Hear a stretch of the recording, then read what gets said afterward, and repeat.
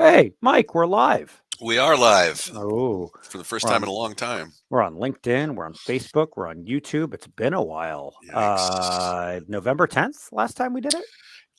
Yeah, I remember because that was birthday of the USMC. So where Oh, where have you been all this time, Jake? conferences. There have been so many conferences now that Uh-huh. people that in-person conferences, hmm in-person conferences, in-person conferences. Didn't I see you at one of them? At least one. I was there, but I was talking. Hmm. Uh, I'd and I'd say it was a pleasure, but it was all right. yeah, it was adequate.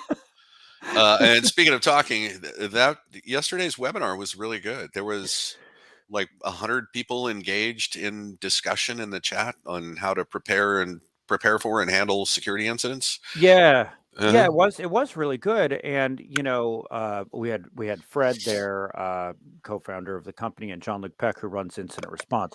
I have to tell you, I have spent a lot of time on the phone with Jean-Luc Peck recently because of all of the incident response that we've been doing. Yep.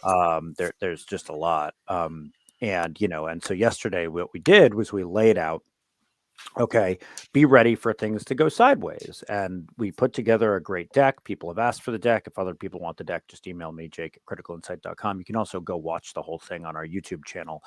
Um, and I think, Mike, we're getting a lot of engagement um, in our webinars and our speeches because of something you said the other day, which is like, Mm. we don't show up and sell you stuff. We give you information.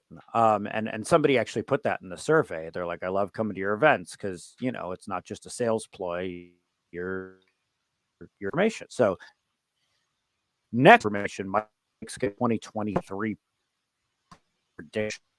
You can webinar or do anything there. Just telling you to Your go to your the webinar. your network is failing. Your My network is network is failing. failing. Yes. Okay. I'm It sorry to hear that. was. You sounded like you were inside of a electronic device or something. Hmm. Anyway, predictions. Yeah, I actually can't wait for that. I have some predictions, none of which are happy. I'm shocked. We'll get to that next week. Yeah, right. Okay. All right. Shall we get to the news of the month Yeah. What do you got? because What do you got? it's What do been you a got? month. Let's go. Tell people what they came here for.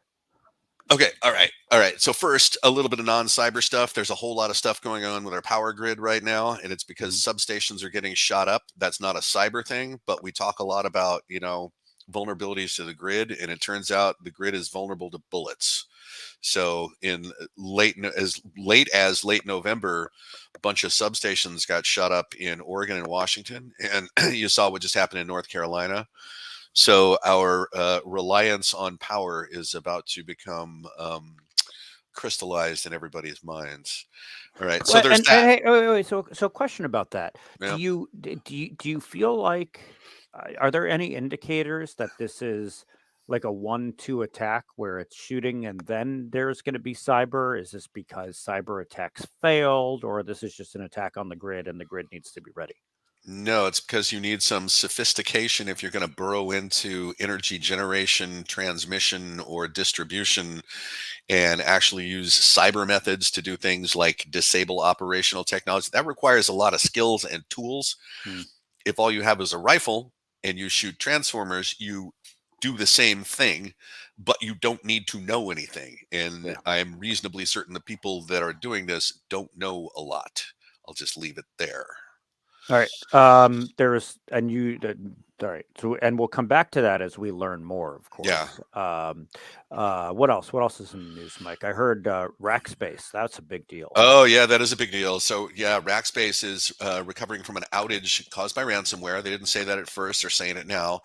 So the criminals have finally gotten to a major provider of cloud and data center services. Right. So not a lot of information about what's going on.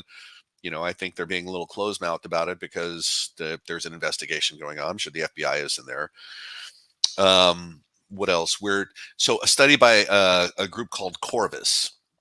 Half of all insurance claims are due to ransomware and business email compromise, and something that they call FFT, fraudulent funds transfer, which I'm not sure is different from business email compromise, but at least they're thinking about things in frequency space. So good on them. Oh, that's nice. Yeah. Uh, was that a math joke? Yeah, it was intended for a very restricted audience that's actually going to get it.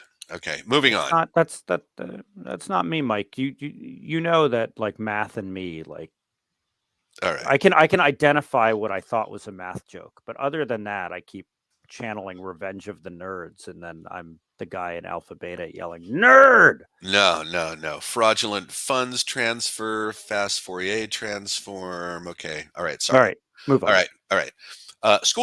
Schools are being targeted by the Vice Society ransomware gang, and they say that this is one of the most impactful ransomware gangs this year. Um, the use of Great. wipers, right? That malware that destroy data, Hmm. becoming very much more prevalent. And right now it's being used against Russian organizations and it's disguised as ransomware, but nobody gets their data back. Mhm. Yeah, and you actually warned about that earlier this year. I think in the middle of the year, you said this was going to become a big thing. Now what we're seeing is Russian courts being targeted with this. That's right. Um, and they're still extort. I mean, actually, the funny thing, your prediction was half right. It was half. That's You exactly right. you said that instead of doing extortion, that they would just wipe the data. You were very small minded. No, they're still extorting. They're still asking for money. They just don't have any intention of giving you your data back. So That's, they're encrypting your data, wiping your data, and then pretending like it's ransomware and demanding money and that's getting right. money, and then there's no data to give back. That's right. So, see, Mike, you need to think more like a criminal. Okay, I can't go back to thinking like a criminal. It's not a life extending decision I would be making there. That's fair. That's fair. That's fair. Anything going on in the health sector? Health. Well, there's no let up. And a piece last week said that due to the use of business associates and suppliers, that breaches, and I'm assuming that means records disclosure. The word breach is used all over the place. Mhm. Those are up 102%. So it's a record year. Hey, that's great. And along with that, the FBI is warning about the Cuba ransomware gang that's targeting 5 critical sectors. So it's financial services, government facilities, healthcare, critical manufacturing, and IT. Basically, our key vertical markets are being attacked by these bozos.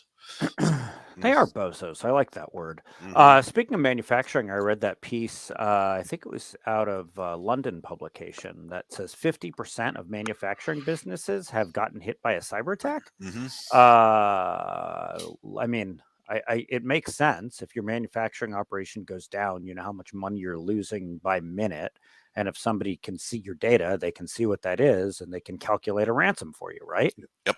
I hate to say it, but these criminals aren't dumb. They know their victim market. And since we're kind of touching on international issues right now, there's one thing that I think stands out over the last few weeks, and it's this. Mhm. So we know that North Korea steals money, lots of it, from banks, from crypto exchanges, and the consensus is that some of these funds are being used for weapons programs. Okay, we've known this for a while. Of course. Last week, it was reported that at least one state-aligned Chinese group has stolen about $20 million using fraud. So Mhm. that's SBA loans, PPP loans, tax refunds, things like this. And to cap this, the FBI is warning that the Russian Sandworm Group, which is a state and not a criminal group, will be using ransomware and extorting. So tell me the corner we just turned there. I mean, yeah, that's a big deal. I mean, I get the Koreans using theft as a way to fund weapons, and Russians to compensate for sanctions and get some money back. But I mean, this is new and troubling. Um, I mean, why do you think they're using fraud and not crypto theft? That seems like it would be an easier thing to do, right? And is this really a group working on state orders, or is the government just looking the other way, while the operators make some money, like we've seen with the Russian gangs for so long? Hmm. Well, it might be that China is loosening the reins. They're not known for doing that, but that portends a difficult future. Their offensive cyber capabilities are probably the best in the world, and they have tens of thousands of operators. But your first question is the more interesting one. They're using fraud because they possess all the personally identifiable information on U.S. citizens that they need to commit this kind of fraud, and they're they got to use it before it expires, right? It's got a shelf life. Yeah, of So course it does. I mean, as the guy who runs marketing for the company, when you get a list of everybody who's an IT director or CIO, that list doesn't last forever. that's right. People leave their jobs, and in this case, when they broke into OPM and Equifax and stole data, that was a while ago, right? Hmm. People change jobs, people do things. So, yeah. And you've wondered out loud what would become of all that information and talked about the potential for financial fraud, at some giant scale. And Hmm. so, is this the signal of that? I think we're seeing at least a demonstration. Hmm. We're going to have to watch and see if this is going to be an ongoing problem or just a flash of the pan. But I $20 million is not a lot, compared to the amounts of money that are being stolen. Otherwise, like business email compromise, the billions, But they do have all this data, and if they're going to monetize it, they could do that at giant scales. So we got to pay attention to this. A lot more sophisticated than shooting at substations. Okay, let's get Right. to threats and vulns. Okay, one more quick thing before we leave international stuff. The country of New Zealand has apparently been hit with cyber attack, and many agencies have had data and systems down. This is the second time we've seen this happen at the country level, right? Remember, Costa Rica got smacked pretty hard, including their infrastructure. So this should be a heads up to countries all over the world as to how vulnerable they are to something at that scale, right? And we could go on because a lot has happened over the month, but threats and vulnerabilities. Yeah, I mean, you did talk about a few threats, like Hmm. towards schools and manufacturing. What needs to be patched besides Chrome? So first, patch Chrome. There's a remote code execution vulnerability of the week. So that just kind of goes without saying. Android malware has infected 300,000 devices to steal Facebook account credentials.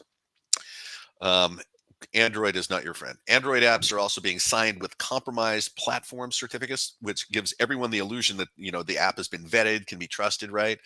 So you can't trust Android apps. And in fact, I'll name a couple of these. If you've installed Volume Music Equalizer, uh, Bluetooth, Wi-Fi, and USB driver, or Bluetooth device Auto Connect, you're probably hosed. Great. And if you're an Android user, you probably already know your host, but Yeah, well, continue, Mike. What else? for a variety of reasons. Okay, Linux.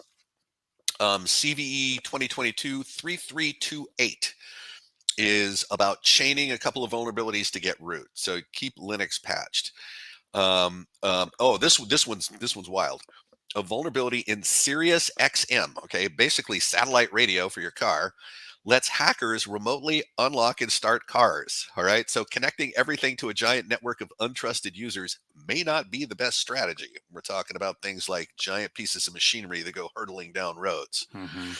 Um, Netgear has patched a vulnerability in consumer grade devices that allowed access to some restricted services. Hmm. So they pushed patches already, and apply that if it hasn't been done automatically. There are several code vulnerabilities in the Sophos firewall product. Those have been patched, or the patch has been released, so get that applied. And there's a bug in Ping. You know what Ping does, right? It's like an Yeah. "Are you there?" and it goes out and comes back, tells you how long it took, right? You mean There's like it pings things? Yeah, exactly right. Um, all right. This bug in Ping allows remote hack. I think it's free BSD systems, and uh, BSD doesn't show up much in the vulnerability list. So when something like this happens, you got to get in front of it. Well, now that you've unsettled us, and in a comment here, somebody on LinkedIn says, "Great, Mhm. yeah, thanks, Mike." All right. So at the end of all of these, we've charged you with a kicker, where you come up with Okay. something to leave us with a smile on our face. Can you do Okay. it? Can you Does do it does this time? Because does last time I remember a month ago you really failed. What do you got? well, does irony count as humor? Because it does to me. Okay, what do you Okay. got? I was born with the irony gene. All right. I didn't All know right. it was So genetic, but go ahead. it is. So the one I like this week is about the school that installed heat sensors under desks without notifying the graduate students that they intended to monitor them for student occupancy. Okay. All right. Are these computer science graduate students using the facility or not? That's what they wanted to find out. All right.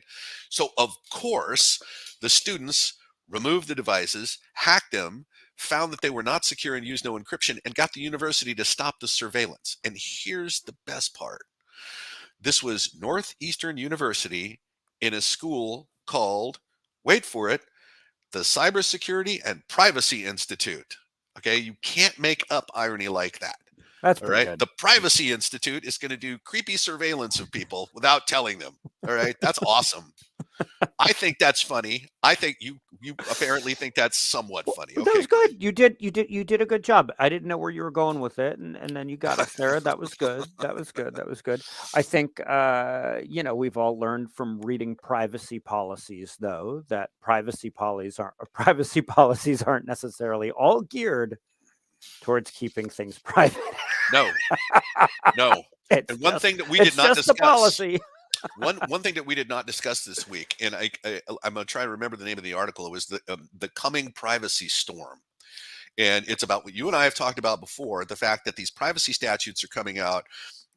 They're talking about having to retool the way ad networks work because of all of the tracking that goes on that consumers just don't want anymore. And these statutes all have this hook for class action in them. And so there's going to be just tons of litigation coming because of people not handling the tracking information correctly, like the pixel that was used on a number of health sector Health sector. Yeah, websites, yeah, yeah. right, to track how their users were interacting with the health app there. And now they're finding out that that was a real bad idea. Yeah, yeah, yeah. I feel like you've now ruined the good vibes that we were all laughing at privacy. Well, Now you made it serious. And you very serious guy, very very serious guy. I do want to share with everybody that Mike and I spoke at a conference where the CEO of the organization we were speaking to did brand Mike the scary guy. So there you go. See, now you're just true to brand. All I right, everybody. I just been doing this a long time, and there's not a whole lot funny about it. All right, everybody. All Have a right, great week. bye Talk to y'all everybody. later. Bye bye. Hope to see you next week. Bye.